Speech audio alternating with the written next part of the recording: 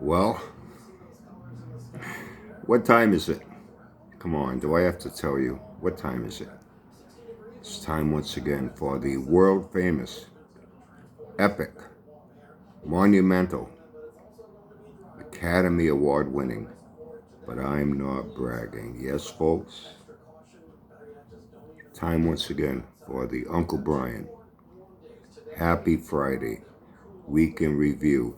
Yeehaw! Roundup video. How's your Halloween yesterday? Weather was great here.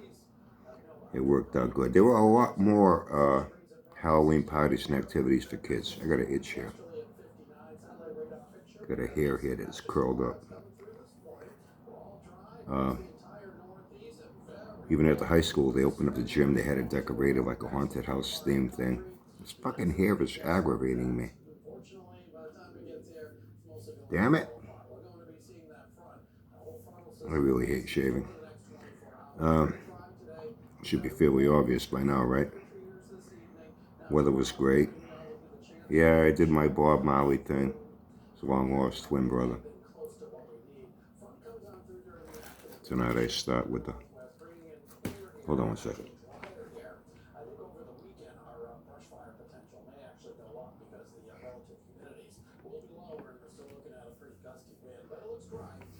Sorry.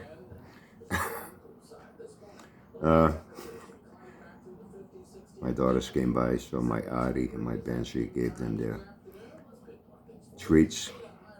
My Audi got all his stuff. My Banshee, unfortunately, is too small for candy. He's only like 5 months now.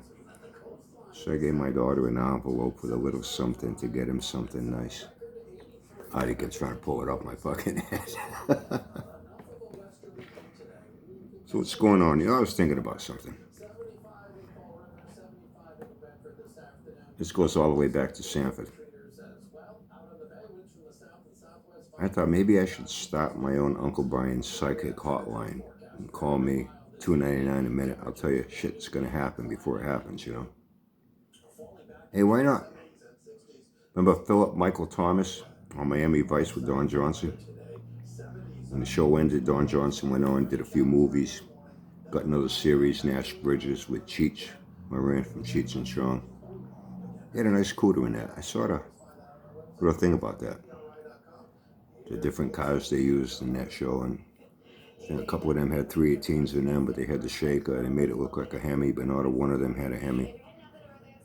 Only one was a 4-speed, the rest were automatics, because you really couldn't drive a 4-speed too good.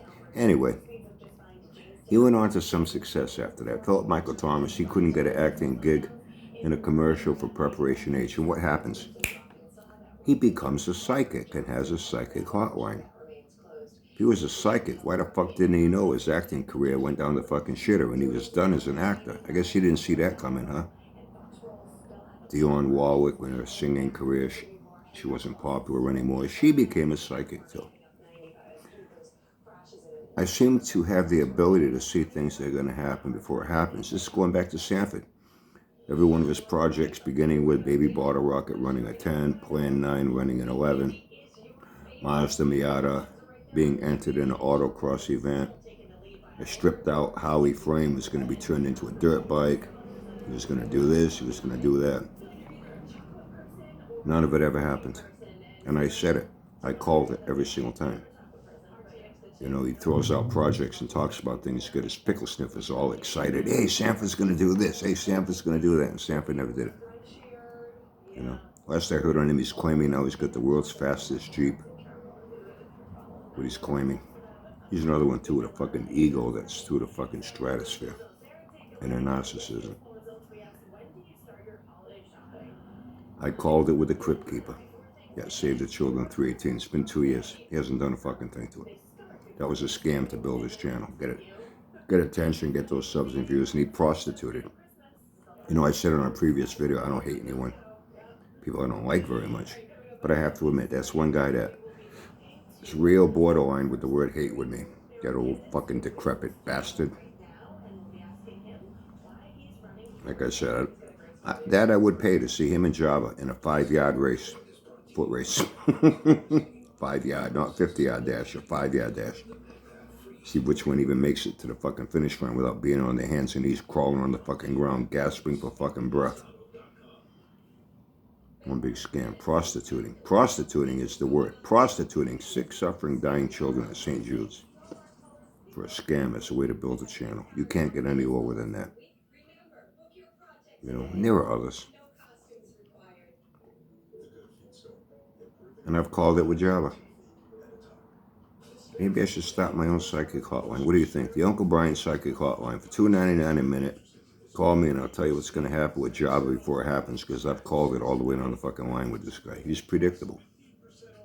Java, you're predictable. That's the one thing you are consistent with.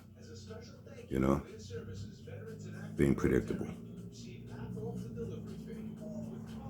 I think I said the other day, you know, I guess yesterday he didn't move. That signing that was finally going to happen, that closing date, didn't happen. I said, I got a feeling it ain't going to happen. He'll have some stories, something will happen, something will change from one day to the next. Because it always does. In his case, from what I understand, he's going live for 3-4 hours. His story will change 2-3 times just in one fucking live stream. You don't even have to wait till the next day for him to change his story. It happens as he keeps yakking and yakking for hours, the story changes. You know?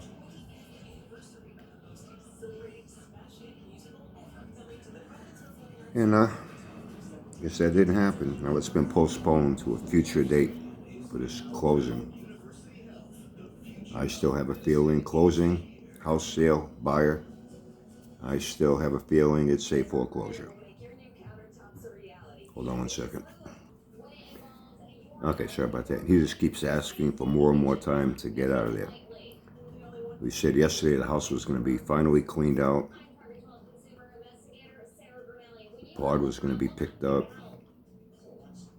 The yard was going to be all cleaned up. Then I hear last night, Brian, oh yeah, a lot of shit's out of the house. But when you're hoarded and packed to where there's barely enough room to be able to have a little pathway to walk through the house from room to room, even with a lot of shit out of there, there's still a lot of shit left. He said he's still got a lot of shit in that fucking house. The yard is shit all over the fucking yard. Hey, to get that Bel Air running, by the way, before I forget. Why? It's got no brakes in it. The difference is that car's never going to get driven.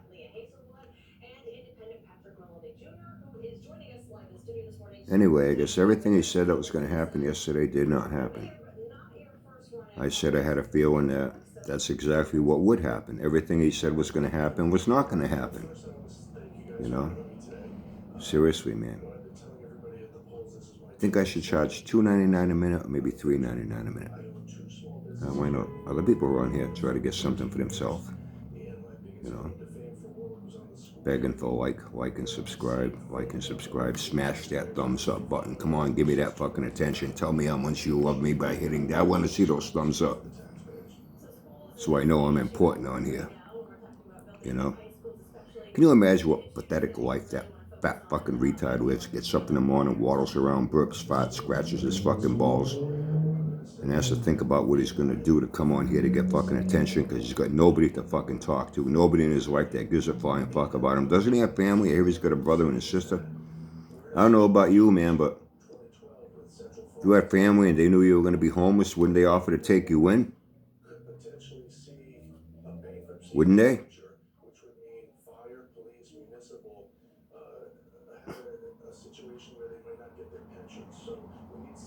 I'd hate to see what would happen to him if YouTube shut down and every other form of the internet. I already talked about this a long time ago. Just going back to Sanford.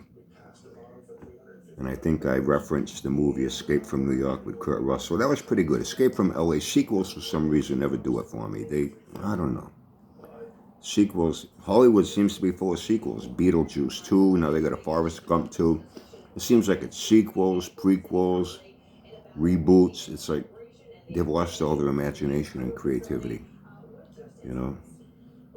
All these superhero movies. How many fucking Spider-Mans and Supermans and Iron Mans and Captain Americas have they made?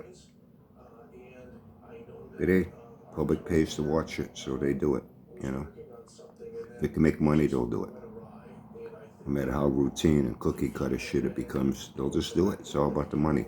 And that's what YouTube's become. And in other areas too. I even said at the time, what would happen if, at the end it hits that EMP? Life changes as we know it. No more power, no more nothing. People are reading books by candlelight, and no more cars, no more electricity, no more nothing. At that time, I said, what would happen to Sanford? He'd be wandering around the fucking neighborhood with boxes of hats and t-shirts and autographed pictures of himself trying to fucking sell it to people and asking them, hey, do you like me? Do you like me? Am I a great Nitro famous drag racer mechanic? Huh? Am I great? Am I great? Begging for attention.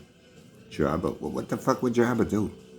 Jabba, what would you do if there was no more YouTube, no more Instagram, no more Snapchat, no more Facebook? You're all over the fucking internet like fucking herpes. You're all like fucking herpes when it comes to the internet. You gotta be on every internet forum there is to get any source of fucking attention you can. You're attention starved. You're pathetic. You're a fat fucking retard. Okay, so let's see what new stories Jabba comes up with now, when his next closing date is. When he finally has everything done he said was going to be done yesterday, that didn't get fucking done. Like I said, I could be wrong, and if I'm wrong, I'm wrong. But I still get that little feeling that home sale buyer, I still got a little gut feeling that it's a foreclosure. Plain and simple. And by the way, it's still up on Zillow and pre-foreclosure, with a listing to contact the foreclosure agent.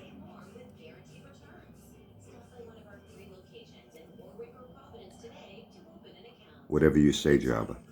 Whatever you say. Because whatever you say today will be different than whatever you say tomorrow. It will be different from whatever you say the day after that, and the day after that, and the day after that. Because you have established that track record all by yourself with no help from me or anyone else. You are your own worst enemy. See, Brian, any bitch to complain? Well, the banks don't care about people. The banks don't want to help people. No, the banks are in business to make fucking money. Just like any employer that you're working for, they're in business to make money. They're effort. Well, I'm not going to start this business because I want to hire people and pay them high wages so they can buy nice houses and nice cars. And that's my main concern for starting and operating this business. This is going to be for the people. No, it's for themselves. Jabba, you're so fucking ignorant and childish to the ways of the fucking world. Because you are like a little child that never grew the fuck up. Everybody's got to help you. Everybody's got to help you. You need help. You need help. You need help. You need help. I'm not religious, as you know. But I do like a lot of religious sayings that I think do make a lot of sense. When people say, well, how come, this guy, how come, Jesus isn't helping him? And I hear people say, God helps those who help themselves. And you don't do a fucking thing to help yourself. You want everyone to help. You're a fucking welfare case, a basket case, a fucking charity case. A pathetic fucking loser that never amounted to shit. You never will. Hey, how's that for my Happy Friday week in review? Yeehaw! Roundup video. So let's see where it goes from here. Jabba says this next scheduled closing date is set up, for these papers to get signed and the house to get sold, move down to that fucking trailer park in another city, and this, that, the other thing. I'm quite sure there is more to come in the ongoing saga of the Jabba, where he's playing out and documenting his tragic, pitiful, pathetic life and his continuous downfall right here on YouTube for everyone to see. And he seems damn fucking proud of it, too. Have a great day, everyone. Have a great weekend, everyone. Have fun and stay safe.